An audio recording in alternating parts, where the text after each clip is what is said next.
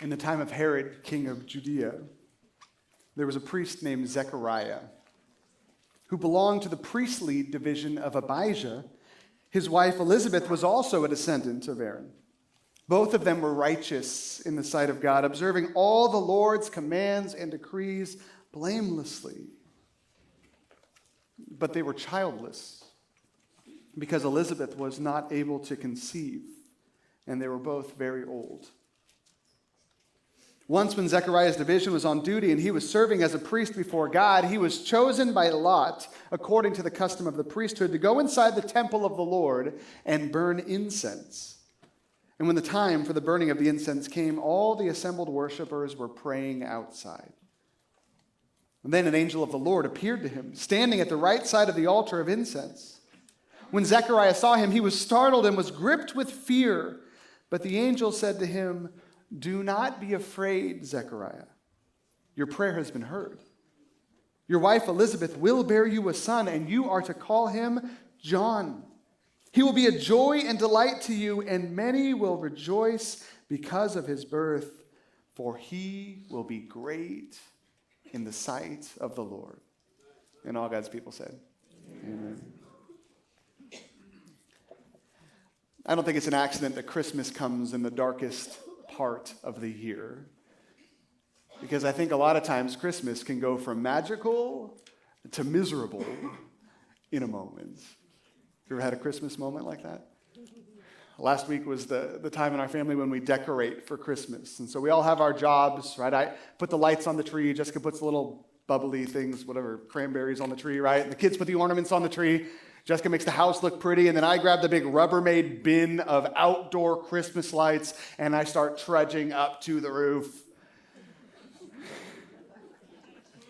I don't know why you're laughing. Maybe you know where the story's going. I didn't break any legs. So I look out the window, this is last weekend, and it's pouring outside. And I look at the app, like, what's the weather going to be like next week? Rain, rain, rain, rain, rain. And so I've got this choice. Am I going to wait until it's brighter days ahead? But then we only have a couple days until Christmas, right? Or do I just power through it, do it now, get it done? Right? I'm like, I'm doing it. It's Christmas. This is going to be great, right? And my son Brady comes up and says, "Dad, if you're going to decorate for Christmas, you've got to wear this elf hat." And he sticks this elf hat on my head. I zip up my raincoat, and I climb out the window onto the roof. And I'm like, let's do this, right? And the raincoat's good, right? So I'm like, I got this, right? I can throw the hood over, and it's fine, right? I'm going to be totally dry. It's going to be totally fine. And I start pulling out the lights, and I'm setting them around. And I'm like, I got this, right? I'm trying not to slide off the roof in the rain. And then I go to clip the first light on, and normally I would just sit down on the roof and shimmy down to the side, but everything's wet, right? And so I'm trying to lean over to the edge of the roof. I'm like, I just gotta go, right? And so I sit down on the ground, and all of a sudden my jeans just fill with water. I think I was wearing sponge jeans or something, just fill with water. And then for the next hour, I'm just squishing down, scooting down, one light at a time, right? And as I go, right, I'm thinking, I'm starting to get cold and my legs are freezing and I'm starting to shiver. And I look over and there's 12 lights done. And then there's all these thousands of, there's probably 100 left, right? I'm like, oh geez, right? And I start to get so cold, and then I have to use the restroom, and I'm freezing, and I'm like, I gotta go back inside, right? And so I go back inside, and my daughter, whose room I used to climb out onto the window, is in there playing, and she shut the window because it's cold. So I'm standing there in the rain, trying not to scare her, but I'm like, open the window, and she's just like, ah. So I'm like, all right, back to the roof, right? I go back to the roof, and then at one point my wife comes out, and she's like, how are you doing? I'm like, I'm fine. And I said, can you please open the window? I need to come inside, right? So she opens the window, and I go to climb inside the window, but my jeans are so wet, I can't move my legs. And so I'm and by the window, there's this slope, and then a 20-foot drop off into our backyard because our house is on this little hill. So I'm like, I'm going to die. So I climb the window, and I have to somehow throw my leg up into the window, and then flop into her bedroom, and then take off my shoes, go into the house, come back on, put on my shoes, get up on a chair, go back out the window. And by the time I get to the end of this project, my hands are just numb, right? I'm like reaching into the gutter, and there's like the little gutter nails everywhere, and I'm like slicing my hands, and I'm thinking, I can't even feel it. I'm like, we'll figure this out later. We got polysporin, and everything is numb, and I'm freezing, and my elf hat is just dripping, like.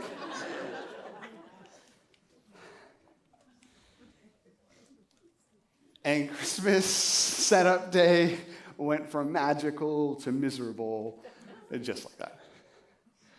There's something about this Christmas season.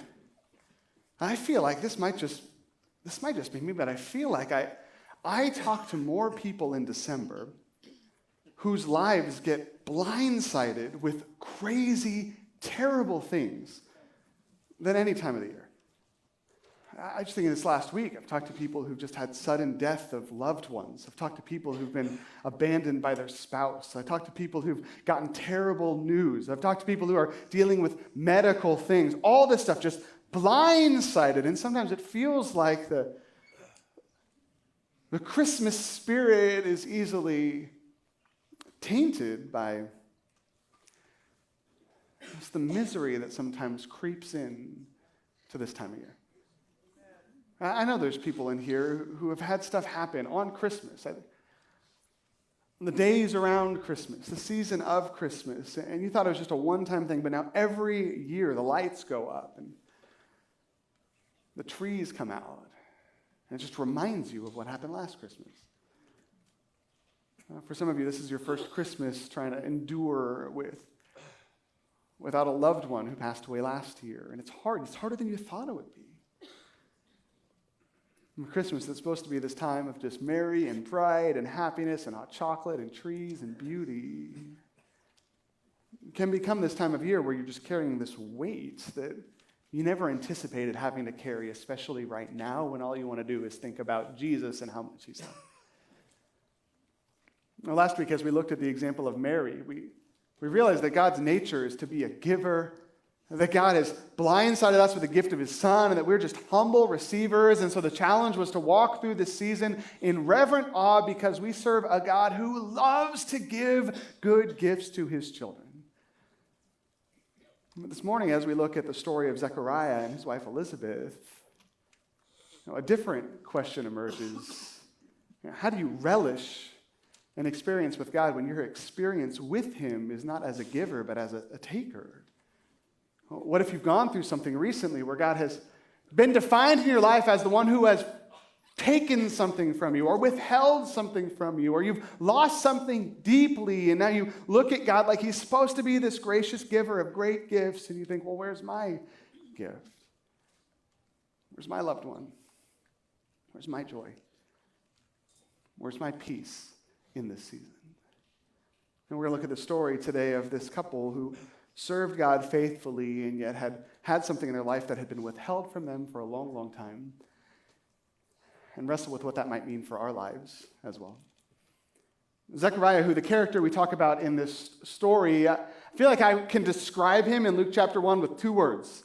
You can write these down, but they're not like theological words or anything. Godly and jaded. Those are the 2 words that I would use to describe Zechariah. Godly, in the sense that he is a man who's serving the Lord faithfully. He's in the temple. He's a priest. He's got a religious background. It's amazing.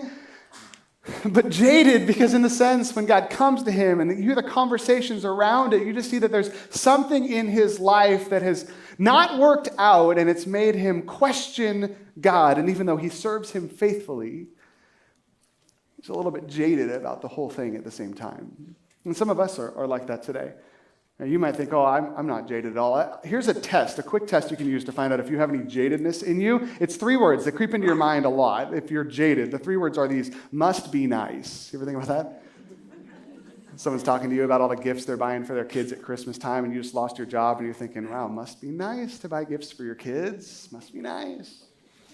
Someone says, I don't know, it's so hard because this year we have to go to my parents' house for the Christmas, and the next year we have to go to my spouse's house, family's house for Christmas, and there's just so many houses to choose from. And you're like, wow, must be nice to have a lot of family, so many you have to choose between all of them, right? Oh, I hate this Thanksgiving dinner because my family just talks and we play board games all night and whatever. You're like, wow, must be nice to have a nice, loving family. Wow, that sounds so hard. It must be hard for you. So you get a Christmas card with this beautiful family, and you think, wow, it must be nice to be able to have kids. Must be nice. You're a godly person. You never say this out loud, but you just feel this phrase creeping into your life all the time because everyone seems to be enjoying and relishing, especially in this season, the thing that has been withheld from you. You've lost someone, and everyone seems to be talking about the fact that they have someone. This is something you've wanted for a long time, and God has not given you the ability to have that thing, and you feel like everyone else has that thing and points out that thing, right? And you show up at Christmas, and you're the single person. Oh, you're going to get a boyfriend sometime this year? Struggling with fertility issues like Zechariah and Elizabeth. Everybody's like, when are you guys going to have kids? You guys don't even want kids? What's wrong with you? Kids are great. You're a godly person, right? So you just smile. You got something you always say, oh, the Lord hasn't blessed us with kids yet. It hurts. You catch a glimpse in this story of the pain that caused the jadedness in Zechariah. We'll put this verse on the screen. This is Luke 1, 5 through 7. I bet you can see where the pain comes from as we read this. I feel like it pops out at us in the text. It's in the time of Herod, king of Judea. There's a priest named Zechariah. He was a godly guy, right? He belonged to the priestly division of Abijah. His wife was of Aaronic descendants, right? She was religious royalty as well. Go to the next page. I don't know why I just botched that whole thing. Both of them were righteous in the sight of God, godly people, observing all the Lord's commands and decrees blamelessly, period. But they were childless because Elizabeth was not able to conceive, and they were both very old. It's like this list of amazing qualifications, qualities, godliness. And then as we read this in the English text, all we can see are three letters, B-U-T, but. You've always wanted kids. We find out later they've been praying for years for kids, and yet God has not seen fit to give them children. And we read that, we hear their story, all we can see is the but in big letters. I'm sure living their life, all they can feel all the time is the but in the big three letters. Right? It's hard to be that person that you feel like is defined by the B-U-T in your life, right? I've had a hard time really trying to figure out how to say this without saying but all the time, and my kids would laugh at me. We're just going to go for it, right? But you're the person in your family who's amazing, but still single. Oh my gosh, how has no one catch them up yet? Or you're the person in your family who's such a godly person, but God hasn't blessed them with children yet. Or you're the person who's a great godly person. They love the church they serve, but they're divorced. That was really hard for them. Oh, bless her heart, she's amazing, but you heard her husband left her. Sometimes the but. It's all we can hear, and it's all we can feel, especially at a time of year like this. We read this text, and it's just like, pops out at us. Years and years had gone by. Luke points out they were advanced in years, like beyond the childbearing years. The hope was lost. The prayers, and for all intents and purposes, the prayers had not been answered in their minds, and yet they kept serving. They were faithful. They were godly. They were beautiful people. But it was hard. Christmas is hard. Life is hard. Living with the burden that you carry is hard because that but seems too often to be the defining characteristic of our lives. We know how this story goes. An angel shows up out of nowhere in the middle of the temple when Zechariah's been chosen by Lot to enter this sacred space. An angel shows up, and I don't know if Zechariah's ever been in the temple before. Probably not, right, in this occasion. So I don't know if he thinks this is normal, right? But he is terrified, and the angel says, like angels always said, do not be afraid, Zechariah. Your prayer has been heard. Right, finally, your prayer has been heard. Your wife, Elizabeth, will bear you a son. And when they thought it was too late to get an answer to their prayer, they get the answer to their prayer. And when they probably had finally stopped praying, right, at some point in Elizabeth's life, I'm sure she stopped praying that God would give her a child because she figured it's over. And when God shows up, And he gives them the answer to the prayer they've been praying their whole lives. I think one of the things that we need to be reminded of when we read a story like this is just about the very nature of God. And that is that God delights to give to those from whom much has been taken. That's the nature of God. That's the character of God. I think sometimes when we go through seasons where we're defined by the but in our life and the thing that we don't have and the thing we're praying for, we're not receiving the answer, a lot of times we start viewing God as a taker or withholder or someone who does not give us the things that we need to have or someone that takes away the things that are valuable to us. But I think what we can learn as we look at the story of this faithful couple is not necessarily that he gives to everyone, but maybe all you need to know today is that the fact that God takes away does not change the fact that God loves to give. That's in his nature. Our Christmas is about the giving spirit of God. Christmas is about the grace of God. The gospel is about the grace of God. He loves to lavish gifts on his children, and he especially loves to give to people who've had things withheld, who are downtrodden and in hardship. Scriptures tell us that God is close to the brokenhearted. He loves to lavish grace on people in pain. I would love to be a fly on the wall when Zechariah goes and tells his wife Elizabeth, but because one thing that happens in the midst of Zechariah's conversation with the angel is his jadedness comes out. An angel says, "You're going to have a child, right?" And Zechariah should be like, "Yes, this is awesome, amazing." But that's not what he says. He says, "How can I be sure of this?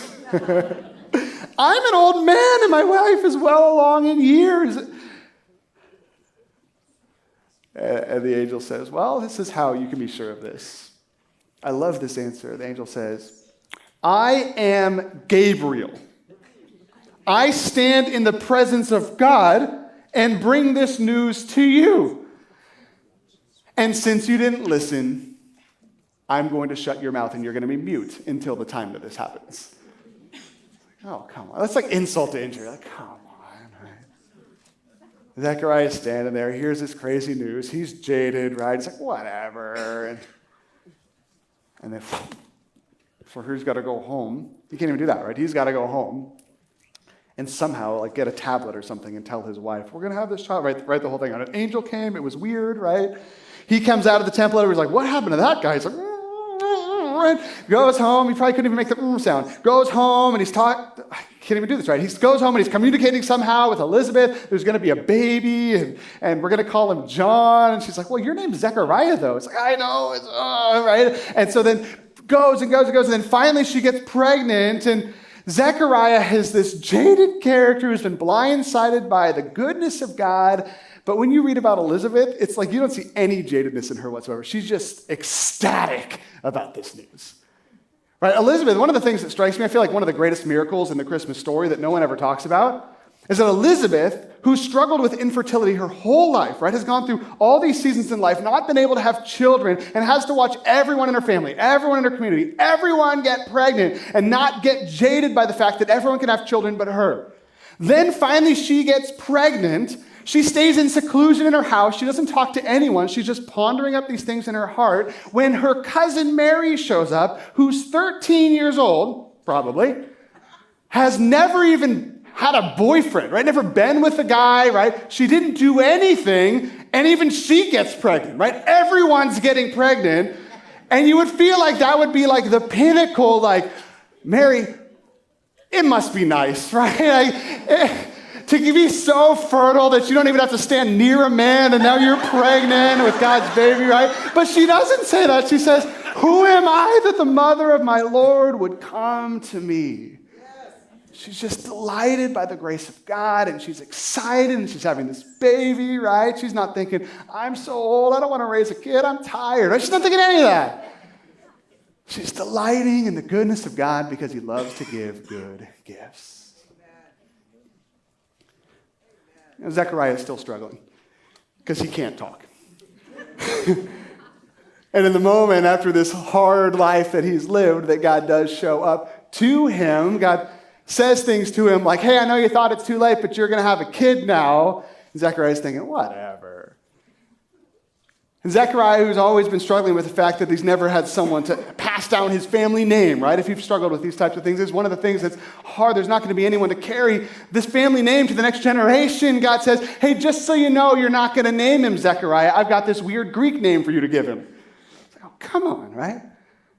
It's like my last name's Strange, right? I probably don't want to pass on the family name, but I'm going to because I've got 1,000 children. And it'd be like if God shows up to me and says, hey, Danny, you're going to have a child. I want you to name him Jackson McGillicuddy, right? It's like, what?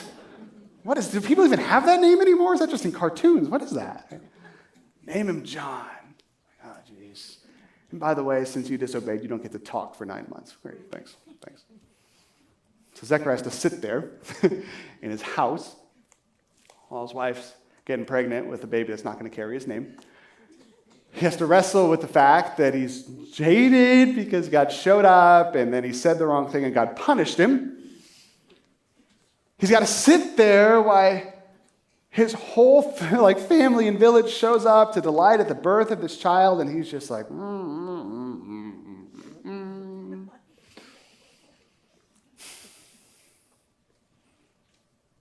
And even though God has given great gifts to him and his wife, I think it's important for us to realize that for Zechariah, his attitude and his response to the angel reminds us that it's been really hard for them, and it's very difficult for us to redefine our lives outside of that but that has defined us for a really long time. Everything in Zechariah's life for a long, long time has just revolved around the fact that he's the guy who doesn't have kids. He's the family that didn't get to carry on his name. He's the one that people in the community were saying, well, you must have sinned, or maybe Elizabeth sinned, or maybe there's sin in your background, maybe there's sin in your family, right? Why is it that God has not blessed you with children? He's sick of talking to people about these things. And now, when it's too late and he's too old, and he had stopped praying, now God shows up. It's interesting. I spent some time this week just diving into this text and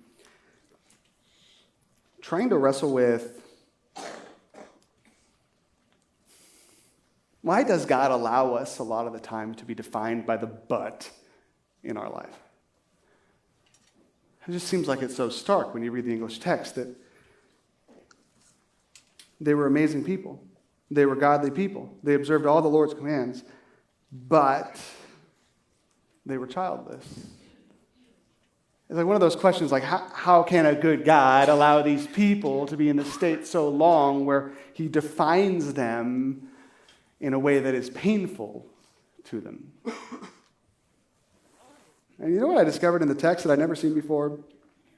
That word but in verse 7, if you have the Bible open and you look at it, the sentence ends in verse 6. It starts with a capital B, but in verse 7, but they were childless, but they were childless. That but that stands out to us so deeply, that but does not exist in the original manuscripts. It's not there. Now, the word that's translated but in Luke chapter 1, verse 7 is the word kai, which means and. The word kai is used 9,000 times in the New Testament. It's almost always translated and or even or also or every, right? It's a word that says this also happened, this also happened. It's adding, never taking away. It's actually used over 90 times in Luke chapter 1 alone. And the English translators translate it and or also or every or even every single time except for two, and they just translated it but. And both of them are around Zechariah and Elizabeth's inability to have children. I wonder what's going on here, right? Because if God wanted this word but to shine out as strongly as it shines out to us, he wouldn't have used a word that does not mean but. There are words in the Greek language that mean but. He would have used them. What I realize as I look at the English text and as I think about why this was translated this way is that if we put and in our English Bibles right here where we see but, it would seem like there was a typo to us. Because our minds can't comprehend an and in this sentence.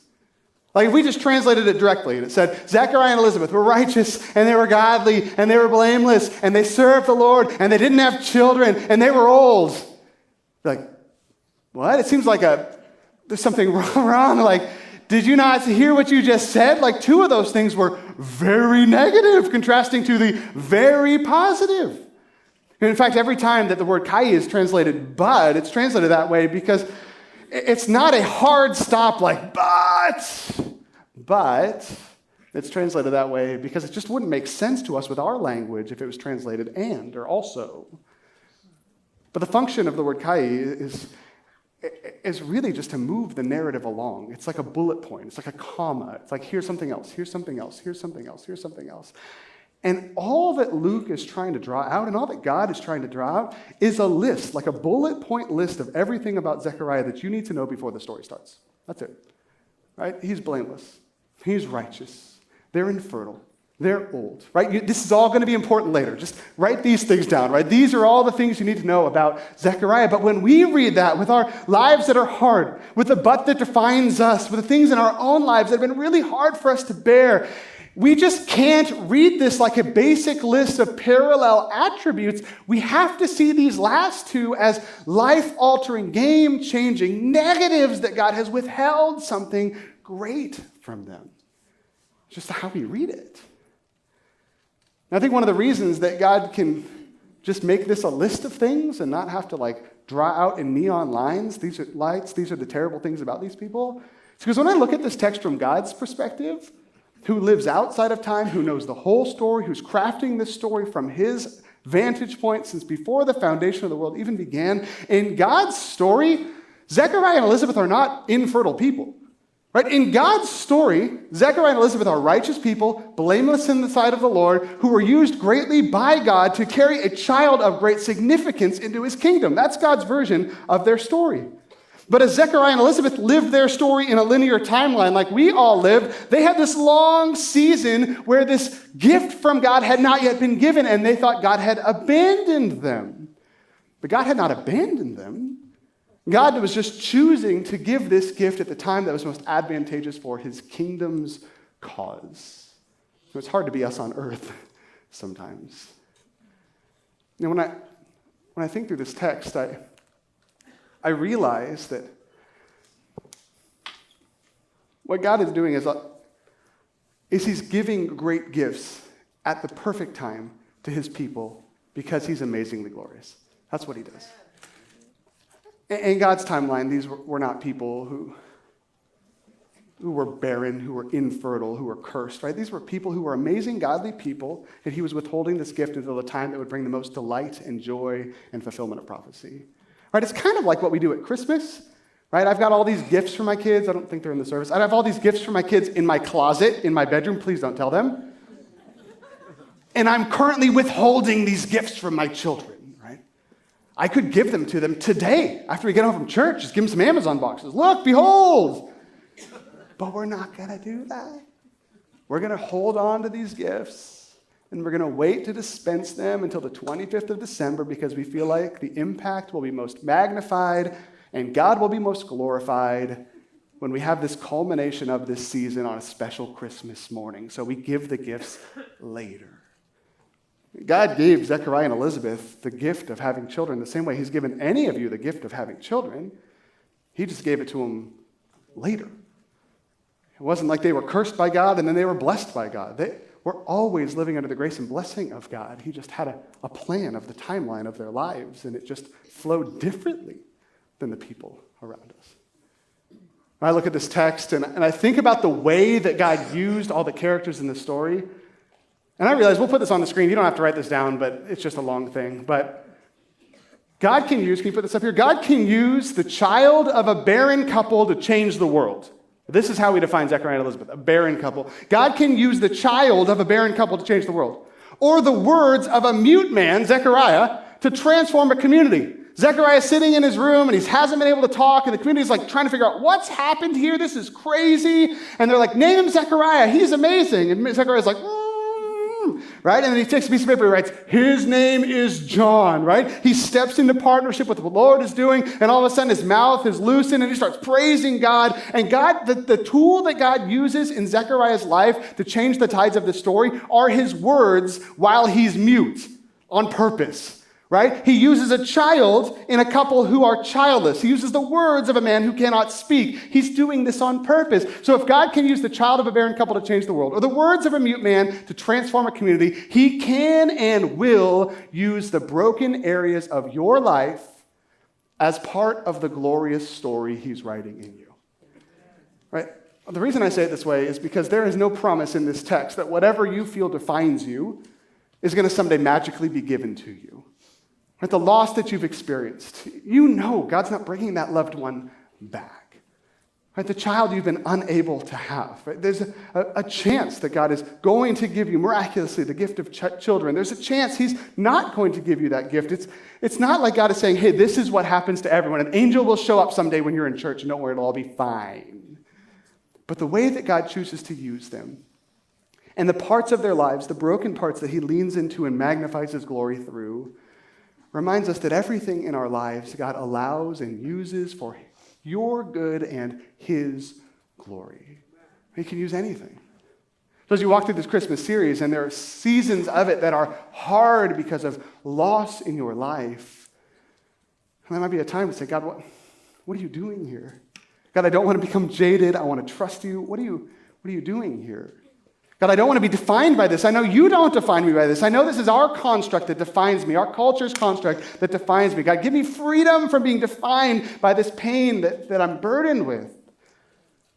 God, I'm praying that you'll do a miracle and that something great will happen in this area, but at the same time, God, I trust that you cause all things to work together for the good of those who love you.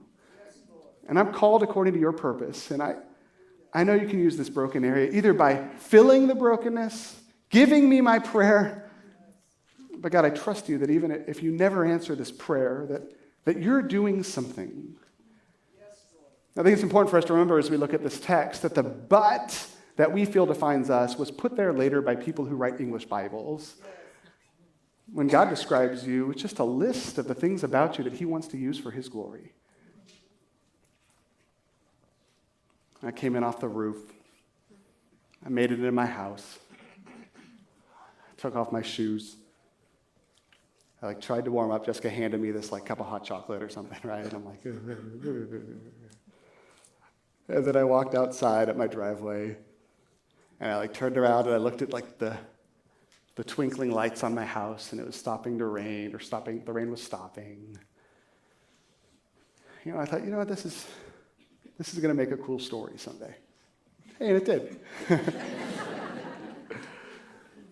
Now, the misery that I experienced, and it's just a light misery compared to what we've talked about this morning, but the little bit of misery that I experienced just reminded me that this is cool, this is beautiful, this is worth it, this is awesome, this is Christmas. I think one of the reasons that Christmas happens at the darkest time of year is that that's the time where the light shines most brightly when it comes. And so as we await our Savior together in this Advent season, let's remember, even if you're walking in darkness, that Christmas is a story of a light that emerges in the background of a dark, dark world. But God is still good. He's still coming. He still loves you. And the thing that you think defines you does not define you. It's all part of the story God is writing in your life for your good and for his glory. I'm going to pray for us this morning, and then we're going to take some time to rest in the beautiful relationship that we have with the Lord through partaking in the Lord's Supper together. Last week I had a lot of you saying, wait, it's the first week in the month, where's communion? And we decided to push it off to this week just because there was so much as we were launching Christmas last week. We wanted to be able to slow down and partake of this meal together. This is not just a ritual we do. It's not like it's magic bread or a magic cup, right? You eat it and drink it and something happens. It's a ceremony that Jesus has instilled in us that we might walk through this and remember the most significant thing that's ever happened in our lives and ever happened in the history of mankind, which is that Jesus came to this earth, that he walked among us, he lived a perfect life, and then he gave up his life for the salvation of all who would believe in him. If you're a Christian in this room this morning, this is a time for you to grab this bread and grab this cup and hold on to it and remember the significance and beauty of the death of Jesus and his resurrection in your life and in the world. If you're not a believer in Jesus this morning, there's no shame in letting the plate just pass on by. Or maybe this is a time for you to just stop and say, you know what, God, what am I doing with this message that you've given the world at this time of year, that you have come for us? Maybe this is the moment for you to turn your heart to Jesus. Say, I'm ready to believe. I'm ready to walk with you. I'm ready to explore what it means to be saved by you, forgiven by you, given a new life by you. After the service, if that's you this morning, stop by the prayer room and just let them know, hey, I'm wrestling with what it means to be a Christian. I'm not ready to take communion, but tell me about it. And someone would love to pray with you, talk to you about those things. I'd love to help equip you to walk in your life with God. Let me pray for us, and then we'll receive these elements. I'll come back up and we'll eat and drink together in a moment.